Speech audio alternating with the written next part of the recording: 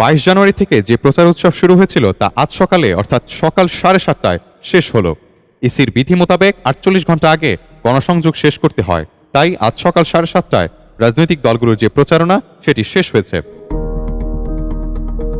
ত্রয়োদশ জাতীয় সংসদ নির্বাচন ও গণভোটের আর মাত্র 2টি দিন বাকি, আর সুষ্ঠু ভোট আয়োজনে দেশজুড়ে নানান প্রস্তুতি চলছে। দেশের বিভিন্ন জেলা থেকে উপজেলা পর্যায়ে পাঠানো হচ্ছে ব্যালট পেপার, থাকছে কড়া নিরাপত্তা। এর আগে পাঠানো হয় ব্যালট বাক্স, সিল, অমোচনীয় কালিসহ প্রয়োজনীয় সামগ্রী। সহকারী রিটার্নিং কর্মকর্তারা এসব সরঞ্জাম বুঝে নেন, আর আগামীকাল কেন্দ্রে কেন্দ্রে এই ভোট গ্রহণ সামগ্রী পৌঁছানো হবে। সহকারী রিটার্নিং কর্মকর্তাদের কাছ থেকে এসব সরঞ্জাম বুঝে নেবেন প্রিজাইডিং এবং সহকারী প্রিজাইডিং অফিসাররা। এদিকে 3 পার্বত্য জেলার দুর্গম এলাকাগুলোতে হেলিকপ্টারের মাধ্যমে নির্বাচনী সামগ্রী পৌঁছানো হচ্ছে। দায়িত্বপ্রাপ্ত কর্মকর্তাদেরও হেলিকপ্টারে পৌঁছে দেওয়া হচ্ছে।